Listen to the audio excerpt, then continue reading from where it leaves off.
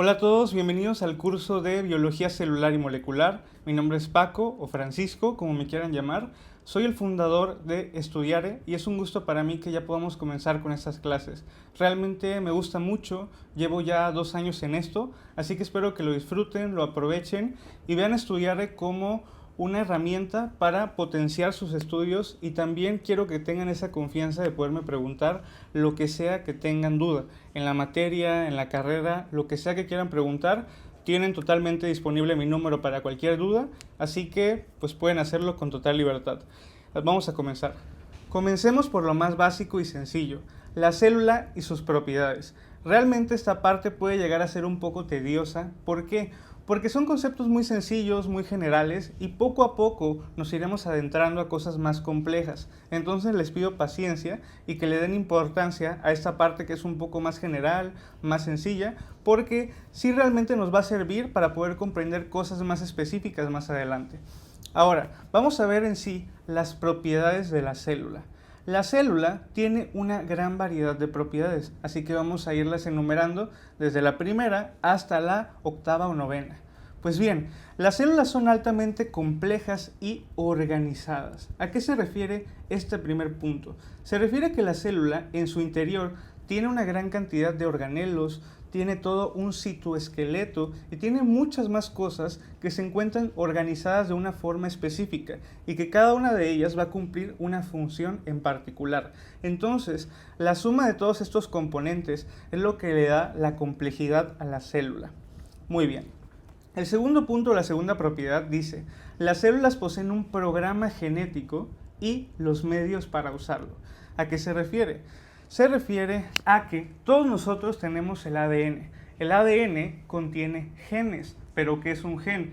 El gen es un segmento del ADN que contiene la información necesaria para poder codificar una proteína. La proteína que ustedes quieran tiene su información guardada en un gen. ¿Y cómo lo podemos entender con un ejemplo cotidiano? Los genes son como una receta de cocina. ¿Por qué? Porque cuando tú quieres cocinar algo, normalmente consultas una receta y lo que te dice la receta, esos pasos vas a seguir para generar ese platillo. Algo así son los genes. Los genes contienen información necesaria que va a ser leída por la maquinaria de transcripción y traducción de la célula, y que eso finalmente va a generar una proteína, que obviamente ese tema ya lo veremos a profundidad en biología molecular.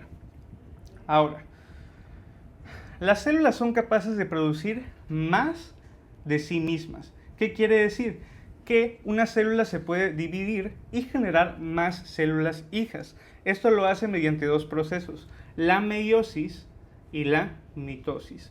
La meiosis cuando estamos hablando de células sexuales, y la mitosis cuando hablamos de células somáticas, que ambos son temas ya bastante extensos que veremos en su debido momento cuando hablemos de los temas del ordinario.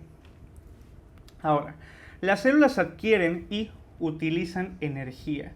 Esta energía de la célula la vamos a ver reflejada casi siempre en forma de ATP. El ATP se utiliza para un montón de reacciones celulares. Por ejemplo, la bomba de sodio y potasio utiliza ATP para poder realizar su intercambio de iones. Entonces imagínense en cuántas funciones celulares podemos encontrar la utilización de ATP. ¿Y de dónde proviene ese ATP? Pues bien, el ATP es toda una ruta para poderlo generar, pero podemos decir que de forma general el organelo que se encarga de producir ATP es la mitocondria. Va a ser como nuestra central energética que se encarga de la producción de ATP. Las células llevan a cabo una variedad de reacciones químicas. Este punto o esta propiedad la podemos resumir en una sola palabra: las famosas enzimas. Las células contienen enzimas que pueden realizar distintos procesos metabólicos, y que esos procesos metabólicos pues pueden ser de carbohidratos, pueden ser de proteínas o pueden ser de lípidos. Realmente es algo que ya veremos cuando platiquemos de bioquímica. Lo único que quiero que sepan es que las reacciones químicas que se llevan a cabo en la célula las van a realizar las famosas enzimas. El sexto punto dice: las células participan en actividades mecánicas. ¿Qué significa esto? Puede parecer un poco complejo, pero las actividades mecánicas se refiere a que la célula tiene toda una maquinaria de moléculas de transporte que pueden mover una sustancia de un lugar a otro, o sea, de punto A a punto B. Normalmente lo hacen a través de unas estructuras que se llaman microtúbulos, que lo veremos cuando platiquemos ya de citoesqueleto, pero a eso se refiere cuando hablamos de una función mecánica. El séptimo punto yo diría que es de los más importantes a entender ahorita porque es de lo que más vamos a ir aplicando de forma pronta. Dice, las células son capaces de responder a estímulos. ¿Qué estímulos? O más bien, ¿cómo una célula responde a un estímulo? Para esto vamos a usar un ejemplo cotidiano para que lo puedan entender de una forma más sencilla, como lo explicamos hace un ratito. Miren, imaginemos que yo tengo un jefe y ese jefe me llama y me dice, oye Paco, quiero que hagas una tarea para hoy a las 8 de la noche. Entonces, ¿qué voy a hacer en ese momento yo? Me voy a poner a trabajar y a tratar de cumplir con esa tarea antes del tiempo establecido. Entonces, ¿cómo lo podemos trasladar a la célula? Dice, la célula es capaz de responder a un estímulo externo. Normalmente existen hormonas que llegan hacia un receptor de la membrana celular y hacen que la célula ejecute una determinada respuesta. Por ejemplo, la adrenalina quiere que la célula se ponga a producir más glucosa. Entonces llega y es recibida por un receptor y ese receptor manda una señal intracelular y esa señal intracelular va a hacer que la célula se ponga a trabajar para producir más glucosa. Entonces tenemos una respuesta deseada. Entonces el orden sería el estímulo. ¿Cuál es el estímulo? La epinefrina, también es llamada adrenalina, que llega al receptor de la membrana, ejecuta su acción y empieza a haber una cascada de señalización intracelular que desencadena una respuesta y finalmente se genera la producción de glucosa, por ejemplo, que es lo que yo les puse como ejemplo. Entonces, eso significa responder a estímulos externos, que hay una señal de fuera que quiere que la célula haga algo o ejecute una respuesta. Y para esto hay un término que seguro van a ir escuchando mucho, que a las hormonas que llegan a un receptor normalmente se les conoce como ligandos. Entonces, cuando ese ligando llega al receptor, forman un complejo llamado ligando-receptor. Son términos que poco a poco iremos platicando.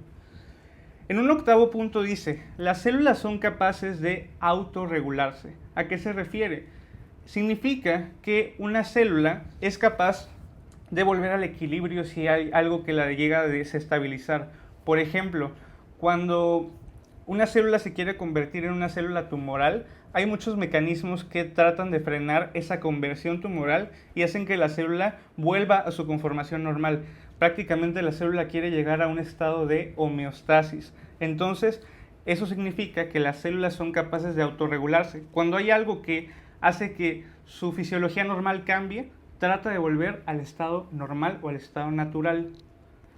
Y finalmente, las células evolucionan. Todas las células evolucionan a fin de cuentas, por eso estamos aquí. Entonces, estas son las propiedades de la célula. Les dije, todo fue de una forma un poco muy general, pero les digo, es necesario saber estos términos poco a poco porque iremos avanzando y esta progresión necesita que conozcamos lo que acabamos de ver. Es momento de hablar de la membrana plasmática. Es algo de lo cual vamos a hablar como unas 3 clases más o menos, 3 o 4. La membrana es muy importante porque hay un montón de funciones que puede realizar y de cosas que pasan a través de ella. Entonces, ¿qué es la membrana plasmática? La membrana es una bicapa de lípidos y es semipermeable. La principal función de la membrana es que nos ayuda a delimitar el espacio intracelular del espacio extracelular, o sea, nos ayuda a delimitar lo que está dentro de la célula y lo que está afuera. De hecho, si nosotros ya nos adentramos a las funciones generales de la membrana, esto mismo que les acabo de mencionar es el primer punto, la famosa compartimentación, o sea, permitir que actividades especializadas continúen sin interferencia externa. Eso quiere decir lo que yo les dije, o sea, que la membrana actúa como una barrera que delimita lo que pasa dentro de la célula de lo que hay afuera, para que no haya una interferencia. Ahora, la segunda función de la membrana es que es una plataforma para actividades bioquímicas.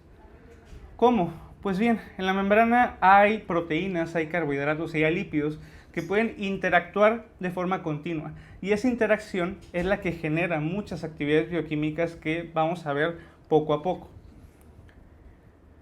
El tercer punto dice, permeabilidad selectiva. Permeabilidad selectiva significa que la membrana no deja atravesarla, o más bien, la membrana no deja atravesar cualquier cosa a través de ella. Por ejemplo, los iones como el sodio, el potasio, el calcio, no pueden atravesar tan fácil la membrana. ¿Por qué? Porque hay gradientes, hay proteínas transportadoras que tienen que permitirles atravesar la membrana. O sea, no lo hacen libremente, nada más a la hora que quieren atraviesan la membrana. No, hay muchos factores que influyen para que un determinado ion pueda atravesar la membrana. Y todo eso es tema de difusión y transporte, que veremos creo que en la clase número 3. Es un tema bastante interesante, pero nos ayuda a entender que la membrana es selectiva, o sea, no cualquier cosa la va a atravesar. Hay muchos factores que determinan que ese determinado ion la atraviese o no. El cuarto punto dice transporte de solutos. Los solutos son, por ejemplo, glucosa, sodio, potasio, o sea, todo aquello que nosotros podamos mover de un lado a otro de la membrana. Y la membrana tiene transportadores para poderlo realizar. Por ejemplo, si yo quiero introducir a una célula glucosa, la membrana plasmática tiene transportadores para la glucosa, que se llaman GLUT. Entonces, la membrana nos provee de esos transportadores necesarios para poder mover a la glucosa de adentro hacia afuera de la célula. Muy bien.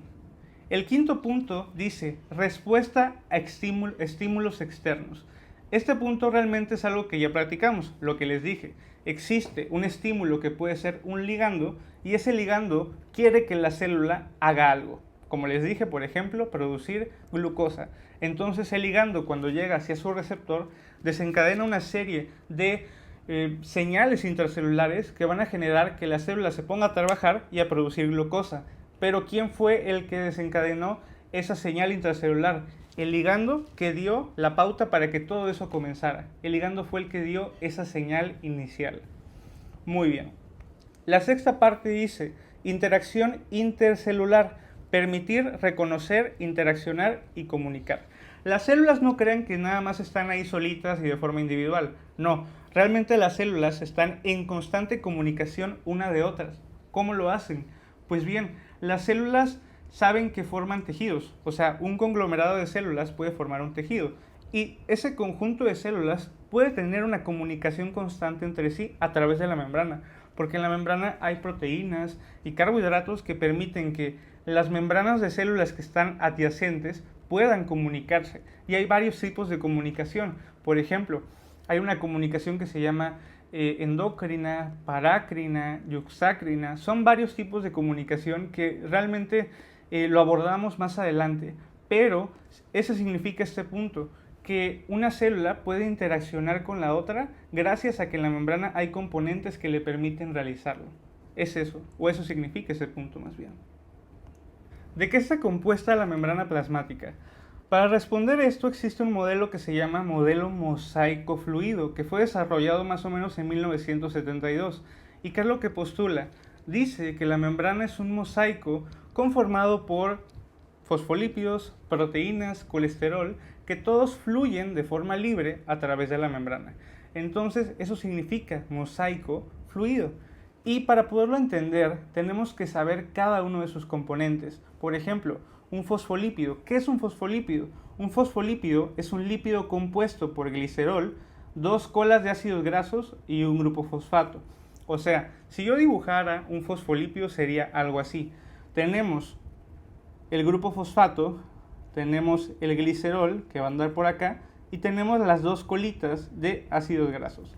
Y da la casualidad que un fosfolípido tiene propiedades anfipáticas. ¿Qué significa ser anfipático? Que tiene una porción hidrofóbica y una porción hidrofílica. Hidrofóbica significa que repele el agua.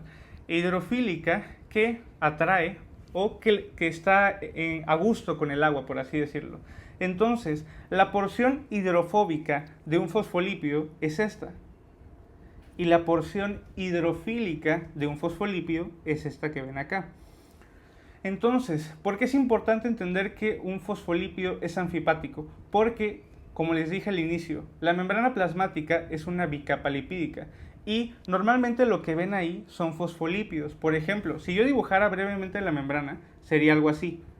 Por ejemplo, vamos a poner nada más unos 3 fosfolípidos para que no nos tome mucho tiempo. Aquí sería la lámina externa de la membrana plasmática y esta sería la lámina interna. ¿Ok? Porque es una bicapa lipídica, o sea, hay dos capas, una capa externa y hay una capa interna. Ahora, ¿por qué es importante entender lo de anfipático? Porque la porción hidrofóbica es esta, o sea, literalmente las colas de los fosfolípidos se están viendo entre sí y esa es la porción hidrofóbica, la que no está en contacto con el agua. Pero la porción hidrofílica es tanto esta como esta, que sí está en contacto con el agua. ¿Por qué? Porque si estamos hablando que esta es la lámina interna, acá estaría todo el líquido intracelular y aquí afuera estaría el líquido extracelular que está en contacto con la capa externa. Entonces, por eso la membrana se organiza de esa forma. Tiene una parte que repele el agua y que por eso se esconde y se ven así las colas de los ácidos grasos, y la cabeza polar está en contacto tanto con el líquido intracelular como con el líquido extracelular. Entonces espero que les haya quedado claro ese concepto. Si no, ya saben que en la sesión que tengamos en vivo me lo pueden preguntar, pero es un concepto importante. Ahora, el colesterol es un lípido compuesto de 4 anillos de carbono fusionados y que proporciona una gran cantidad de propiedades que veremos cuando veamos lípidos de membrana, que realmente es toda una clase. Las proteínas, vamos a hablar ahorita de ellas, pero las proteínas hay diferentes formas de clasificarlas. Hay proteínas integrales de membrana, hay proteínas periféricas, hay proteínas ancladas a lípidos, entre otras, que ahorita platicaremos mucho de ellas. Y los carbohidratos igual forman una parte importante de la membrana y sobre todo los carbohidratos se suelen asociar con lípidos y con proteínas. Entonces, ¿qué pasa cuando yo junto un carbohidrato con un lípido? Formo un glucolípido. Cuando yo junto un carbohidrato con una proteína, formo una glucoproteína. Y hay un concepto que puede parecer no importante o no tan relevante, pero da la casualidad que sí lo es, que los carbohidratos se orientan hacia el espacio extracelular. ¿Qué quiere decir esto? Que los carbohidratos, cuando estén acoplados a la membrana plasmática, normalmente casi siempre están orientados hacia la superficie externa o hacia el espacio extracelular, o sea, siempre miran hacia afuera. Y es un concepto que, les digo, puede parecer no importante, pero a veces lo llegan a preguntar en algún parcialito o en algún examen, que un carbohidrato se orienta hacia el espacio extracelular.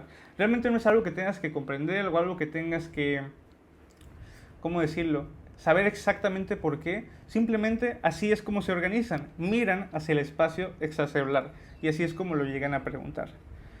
Realmente los componentes de la membrana plasmática van a variar en porcentaje, pero podemos decir que normalmente lo más abundante son las proteínas, con un 50%, seguido de un 40% de lípidos y de un 10% restante de carbohidratos. Vamos a ver ahora de forma específica cada uno de los componentes de la membrana plasmática. Empezando por un carbohidrato. Un carbohidrato representa solo el 10% del peso de la membrana y casi todos los carbohidratos se encuentran asociados a un lípido o a una proteína. Entonces se forma tanto un glucolípido como una glucoproteína. ¿Cómo se logra eso? Mediante un proceso que se llama glucosilación. Glucosilación significa que yo voy a añadir un azúcar, como por ejemplo la glucosa, a una determinada proteína o a un determinado lípido, para formar así un glucolípido o una glucoproteína. Bien, hay un concepto igual muy importante, que es este que ven acá. ¿Cómo podemos nombrar o numerar las diferentes unidades de azúcares? Por ejemplo, cuando yo tengo un solo azúcar o una sola unidad se llama monosacárido, como por ejemplo el más conocido, la glucosa. Pero ¿qué pasa cuando yo uno 2 unidades? Formo un disacárido, o sea que ya tiene 2 unidades de azúcar. ¿Qué pasa cuando yo junto 4, 5 o 6? Formo un oligosacárido. Y cuando yo tengo normalmente más de 10 unidades, formo un polisacárido. Entonces, es muy fácil saber más o menos cuántos tiene cada uno por el nombre. Porque, por ejemplo, mono hace referencia a uno. Entonces, monosacárido, una sola unidad. Disacárido, di significa dos, entonces son dos unidades. Óligo significa poco o algunos. Eso grábenselo mucho porque óligo no solo se utiliza acá, sino en muchos términos de la medicina van a ver óligo. Y óligo significa poco o algunos. Entonces, un oligosacárido es algunos o algunas unidades de azúcares, que por ejemplo puede ser desde 4 hasta 7, 8 o 9. Y ya un polisacárido, poli significa ya bastantes. Normalmente un polisacárido tiene más de 10 unidades de azúcar. Entonces, llegan a ser polisacáridos a veces muy grandes y muy complejos que veremos cuando veamos bioquímica. Siguiendo en esta línea de un carbohidrato, toca hablar de los carbohidratos que tiene la membrana del glóbulo rojo o del eritrocito. ¿Por qué es importante hablar de esto? Porque el eritrocito, que de hecho tiene una clase para él solo, tiene muchos carbohidratos en su membrana plasmática y que esos carbohidratos son los que normalmente determinan el grupo antigénico al cual perteneces, como por ejemplo el grupo A, el grupo B, el grupo AB o el grupo O. Entonces, entender esto nos ayuda para saber por qué existe cierto tipo de personas que pueden recibir un tipo de sangre y no otra. Por ejemplo, para podernos adentrar tenemos que saber estos dos conceptos que sí los llegan a preguntar: anticuerpo y antígeno. ¿Qué es un anticuerpo? Un anticuerpo es una proteína de defensa que forma el sistema inmunológico, y un antígeno es toda aquella molécula que pueda activar la respuesta inmunológica. Entonces, un anticuerpo es una proteína de defensa y un antígeno es una molécula que activa la respuesta inmunológica. Ahora, si pueden observar esta imagen, esta es una imagen como si hicieran un zoom sobre la membrana del eritrocito. Vean cómo tiene una gran cantidad de carbohidratos y que dependiendo el tipo de carbohidratos que tenga, es que yo voy a ser una persona que sea de tipo O, de tipo A o de tipo B. ¿Y por qué es relevante esto? Porque dependiendo del carbohidrato que yo tenga, va a ser mi grupo sanguíneo y también qué tipo de sangre yo puedo recibir, que todo está en este cuadro.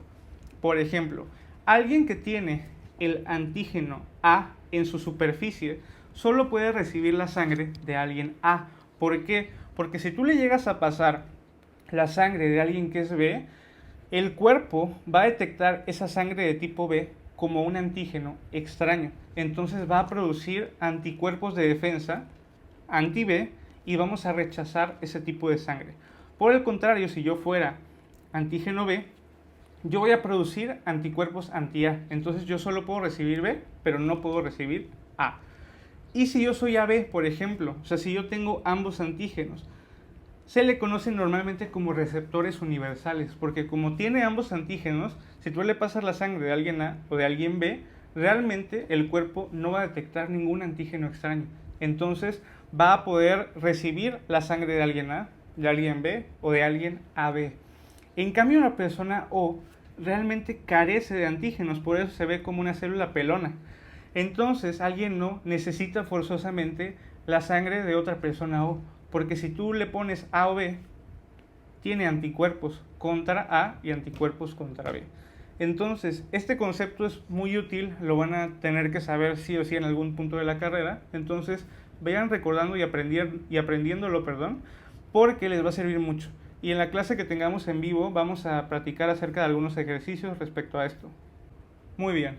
Otro punto muy importante respecto a los carbohidratos de la membrana es el glucocálix o glucocáliz. Lo pueden ver de las dos formas. Realmente significan lo mismo. El glucocálix es una zona rica en carbohidratos de la membrana plasmática y que normalmente está conformada por glucoproteínas, glucolípidos y ácido hialurónico. Lo importante acá del glucocálix es que es una zona muy espesa y que está en contacto con el espacio extracelular.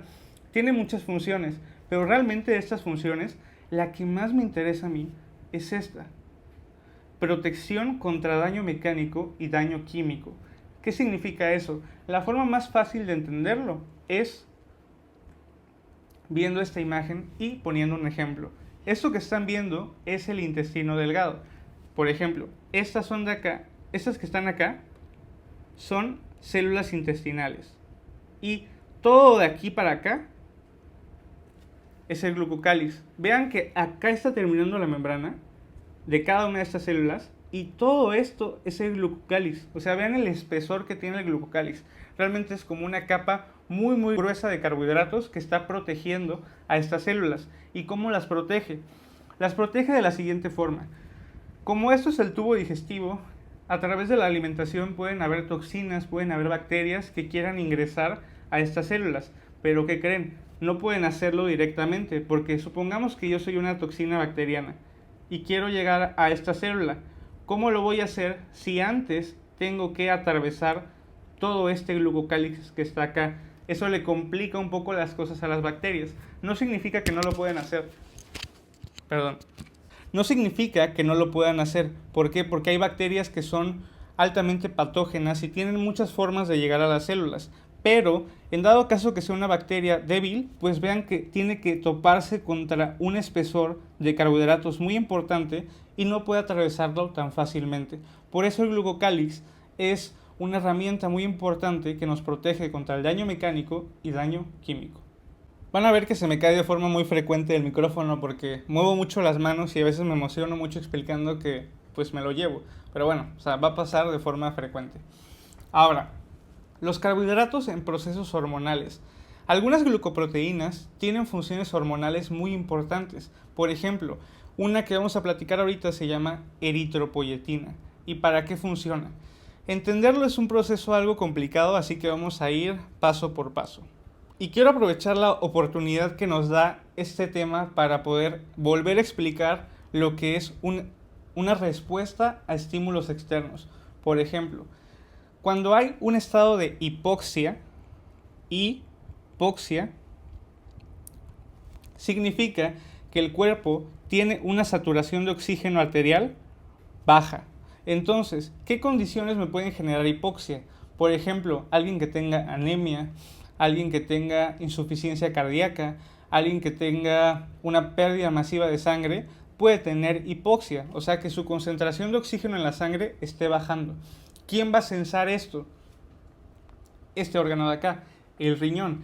El riñón, al censar la hipoxia, va a liberar esta hormona de la cual estamos hablando, la eritropoyetina. Y la eritropoyetina va a viajar a la médula ósea de los huesos largos. ¿Y qué hay en la médula ósea? En la médula ósea están todas las células hematopoyéticas, o sea, las células que se encargan de producir células sanguíneas. Entonces, la eritropoyetina viaja hasta la médula ósea y le dice a la médula ósea, oye, estamos perdiendo sangre o tenemos una baja concentración de oxígeno. Entonces, requiero más glóbulos rojos, ponte a trabajar. Entonces, la médula ósea empieza a producir más glóbulos rojos y los libera. ¿Por qué? Porque el glóbulo rojo es una célula que lleva oxígeno a los tejidos. ¿Y cuál es el problema que tenemos ahorita? Hipoxia, que no tenemos oxígeno. Entonces los glóbulos rojos vienen aquí a salvar la situación y a intentar compensar este estado de hipoxia. Y esto va a suceder por un buen rato hasta compensar ese evento fisiológico que tenga la persona. Entonces, recapitulando, tiene que haber hipoxia, luego el riñón la va a detectar, hay liberación de eritropoyetina, esta estimula la médula ósea, hay mayor producción de glóbulos rojos y estos glóbulos rojos compensan esa caída del oxígeno, aportando más oxígeno a los tejidos. Es una medida compensatoria. ¿Y por qué les dije que íbamos a repasar esto de estímulo-respuesta? Porque el estímulo acá es la eritropoyetina. Está estimulando a las células de la médula ósea a que produzcan más glóbulos rojos. Esa sería nuestra respuesta celular.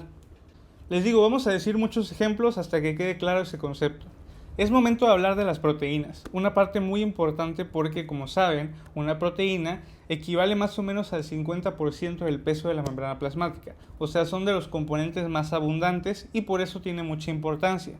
Ahora, me interesa que recuerden que la unidad más básica y fundamental de una proteína es el aminoácido, o sea, si yo junto varios aminoácidos puedo generar una proteína o un polipéptido, pero quiero que comprendan dos términos muy importantes que son dominio y motivo. Vamos a verlo. Usualmente estos conceptos puede que no los comprendan a la primera porque son un poco difíciles de dimensionar, pero estoy seguro que conforme pase el tiempo los van a comprender. Pero bueno, primero les voy a dar una definición un poco más técnica y luego voy a dar una que es muy sencilla de comprender. Un dominio es una región de la proteína con un interés biológico, funcional o estructural. Por ejemplo, ¿qué significa esta palabra? Esto es una proteína. Todo esto es una proteína. Y yo puedo segmentar esta proteína en 3 regiones o 3 dominios. Un dominio 1, un dominio 2 y un dominio 3. Entonces, un dominio es una región en particular de la proteína que va a tener una función ya sea estructural o funcional. Entonces, es muy importante que sepan este concepto. Recuerden, un dominio es una región de la proteína.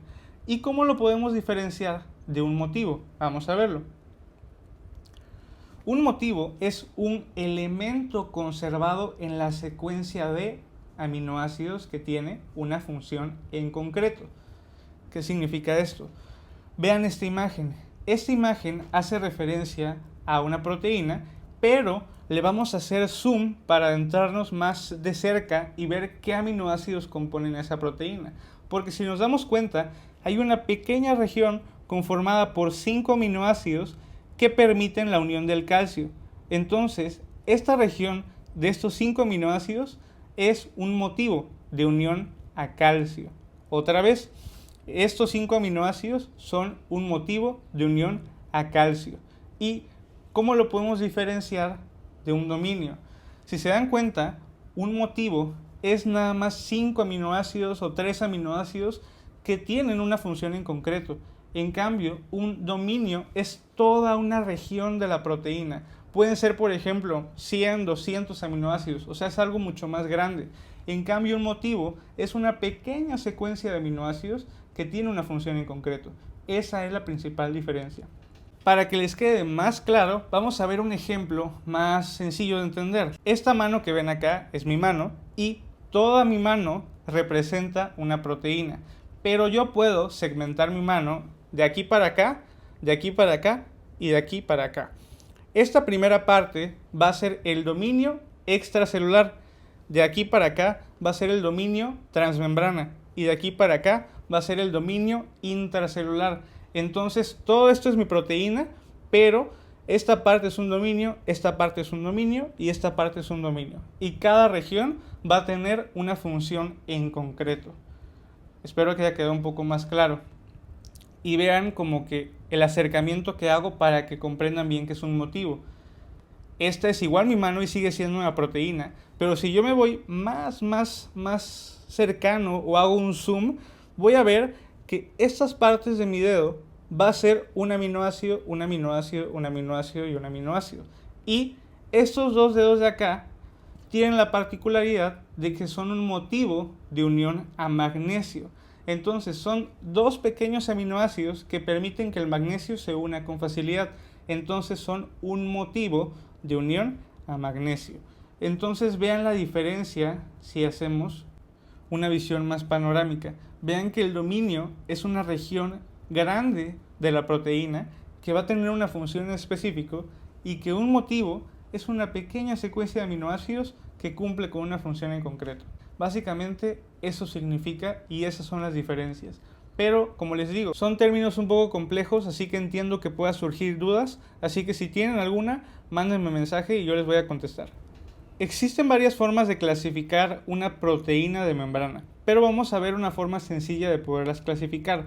Primero, la proteína más común que se encuentra en la membrana es la proteína integral. ¿Y qué es una proteína integral? Es una proteína transmembrana, o sea que va a atravesar por completo la membrana, así como lo ven acá, y lo puede hacer de forma monopaso, o sea que la atraviese una sola vez, o lo puede hacer de forma multipaso, o sea que la atraviese varias veces, no solo una. Y normalmente las proteínas integrales son objetivo de los fármacos. ¿Por qué? Porque la mayoría de las proteínas integrales son receptores o transportadores. y casi toda la farmacología actúa sobre algún receptor o sobre algún transportador. Por ejemplo, esta foto de acá es una foto del epitelio del estómago. Y en el estómago tenemos muchos receptores, por ejemplo, el receptor de histamina, el receptor de gastrina y el receptor de acetilcolina. Entonces son varios receptores y todos estos receptores son proteínas integrales y sobre cada uno de ellos hay un fármaco que puede actuar. Por otro lado, una proteína periférica, que es una proteína que se puede asociar ya sea a otra proteína o bien a los lípidos de la membrana de forma no covalente. ¿Cómo lo hace? Vean esta imagen. Esta de acá es una proteína periférica y se está asociando a una proteína integral. Entonces, esta es una proteína periférica. O bien puede pegarse a los lípidos de la membrana. Si se dan cuenta, se está pegando a la parte polar. ¿Qué funciones pueden tener las proteínas periféricas? Soporte mecánico, enzimático, transducción de señales. Finalmente, las proteínas ancladas a lípidos. Estas son de las más importantes. ¿Por qué? Porque normalmente se anclan de una forma covalente a los lípidos de la membrana y esto les hace tener un enlace bastante fuerte. Y el ejemplo más importante, si lo quieren ver así, de una proteína anclada a lípidos son las famosas proteínas G. ¿Cómo lo sé? Vean, todo esto es una proteína G, que ahorita platicaremos de ellas, pero vean cómo se ancla al lípido de membrana de forma covalente. Esto le hace tener un enlace muy fuerte. Y otro tipo de proteínas ancladas a lípidos son las proteínas ancladas a GPI. ¿Qué significa esto? Vean esta foto. Esta es una proteína anclada a GPI. ¿Y qué es el GPI? GPI significa glucosilfosfatidilinositol y es todo este oligosacárido que se está uniendo a este lípido de membrana. Si se dan cuenta, el GPI es como un puente que permite la conexión entre la proteína y el lípido. Eso es una proteína de tipo GPI o glucosilfosfatidilinositol. El ejemplo más importante de una proteína anclada a GPI, que, ojo, si se los preguntan, se llama PRPC. Realmente no tienes que saber para qué funciona, pero PRPC es una proteína anclada a GPI que se encuentra en las membranas de las neuronas y es un ejemplo muy específico de una proteína anclada a GPI. Y no se los van a enseñar, pero está escondido en el CARP. Entonces por eso lo preguntan, para ver si lo leyeron. Pero yo se los facilito por si lo llegan a preguntar, que el año pasado sí repitieron esa pregunta.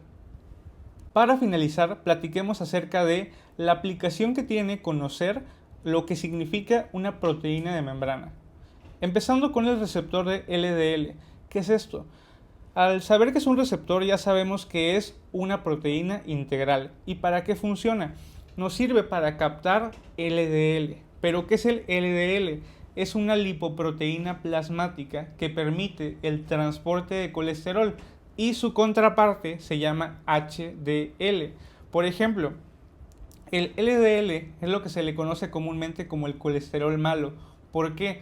Porque es la lipoproteína encargada de llevar colesterol desde el hígado hacia los tejidos. O sea, deposita colesterol en los tejidos, pero eso no es malo. Lo malo es tenerlo en exceso. Y el HDL es aquella lipoproteína que transporta el colesterol desde los tejidos hacia el hígado y el hígado lo desecha. Entonces, este receptor de LDL es este que ven acá y normalmente capta las moléculas de LDL y las introduce en la célula para que sean utilizadas. Que esto ya lo veremos más cuando hablemos de endocitosis. Pero ahorita nada más quiero que comprendan por qué nos centramos en saber cuáles son las clasificaciones de una proteína de membrana. Para que sepan que cuando hablemos de un receptor, ya sepan que eso es una proteína integral. Por el contrario, si hablamos de las proteínas G, recuerden que les dije que es un ejemplo de una proteína anclada a lípidos. Y las proteínas G, para estudiarlas hay dos tipos, las proteínas G heterotriméricas y las monoméricas. Por ejemplo, las heterotriméricas son estas que ven acá. ¿Y por qué se llaman heterotriméricas? Hetero, que quiere decir diferente, tri es 3. Entonces, heterotriméricas quiere decir que una proteína G tiene 3 subunidades diferentes. ¿Cuáles son esas subunidades? Subunidad alfa, subunidad beta y subunidad gamma. En cambio, una proteína G monomérica es una proteína G que solo tiene una unidad. ¿Cómo lo sé? Recuerden que les dije que mono significa uno. Lo complicado aquí, y que les digo que esta parte del video repítanlo las veces que sea necesario, es entender cómo funciona una proteína G heterotrimérica y cómo funciona una monomérica. Se los digo por experiencia porque siempre hay dudas en esta parte. Entonces, vamos a ir poco a poco. ¿Cómo funciona una proteína G heterotrimérica? De entrada ya saben que tiene 3 subunidades. Entonces, las proteínas G normalmente se encuentran acopladas a un receptor. Entonces, cuando un ligando llega y estimula a un receptor, el receptor manda la señal desde afuera hacia adentro. O sea, la señal transcurre por todos sus dominios: dominio extracelular, dominio transmembrana y dominio citoplasmático. Cuando esa señal llega al dominio citoplasmático, estimula a las proteínas G, y esa estimulación provoca que las proteínas G hagan un intercambio de nucleótidos. ¿Qué quiere decir esto? Que normalmente una proteína G en reposo está unida a un elemento que se le conoce como GDP. Pero cuando el estímulo llega, sucede un intercambio de GDP por GTP.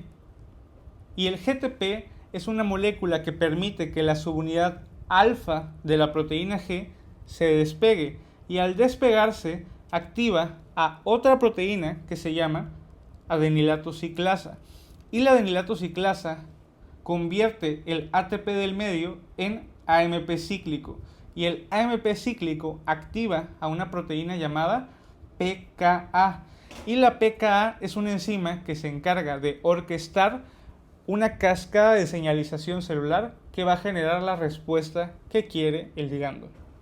Si se dan cuenta, son pasos bastante complicados. Entonces, si yo lo resumo, es: el ligando llega hacia su receptor, la señal transcurre por todos sus dominios hasta que llega a la proteína G, la cual, al ser estimulada, genera un intercambio de GDP por GTP, se despega la subunidad alfa y luego estimula a la adenilato ciclasa, la cual va a convertir el ATP en AMP cíclico, y este AMP cíclico va a activar a la pKa, que la pKa es una enzima que se encarga de desencadenar una señalización intracelular. Así lo tienen que saber. Puede que ahorita no se lo tengan que aprender tan así de memoria, pero solo quiero que lo comprendan. Y les digo, entiendo que aquí puede haber muchas dudas, entonces para eso es nuestra sesión en vivo. Lo último son las proteínas G monoméricas, y quizá a eso le van a hacer un poco más de énfasis en su clase. ¿Cómo funcionan? La más representativa se llama RAS. ¿Y cómo funciona RAS? Primero, un ligando llega hacia el receptor y la señal va a transcurrir por todos sus dominios, como lo vimos hace un ratito. Y ahora las proteínas que van a recibir esa señal se llaman GRB2 y SOS. Son proteínas que actúan en conjunto, o sea, que vienen pegaditas. Ellas reciben la señal y son las encargadas de activar a RAS. RAS, cuando se activa, hace un intercambio de GDP por GTP, como lo vimos hace un ratito, y eso hace que RAS comience una cascada de señalización río abajo. ¿Qué quiere decir esto? Que va a ir activando proteína tras proteína, una tras otra, poco a poco. RAS activa a RAF, RAF activa a MEC, MEC activa a ERK, y se produce la respuesta deseada. Otra vez, ¿cómo es el orden? El ligando llega hacia el receptor se activa, manda la señal por sus dominios, la reciben GRB2 y SOS, estas se encargan de activar a RAS, RAS hace un intercambio de GDP por GTP y comienza a activar a RAF, RAF activa a MEC, MEC activa a ERK y se produce la respuesta. El problema con RAS es que está involucrada en muchos tipos de cánceres humanos, como por ejemplo leucemias, linfomas, cáncer pulmonar. ¿Y por qué? Porque la respuesta que produce toda esta vía de señalización es esto.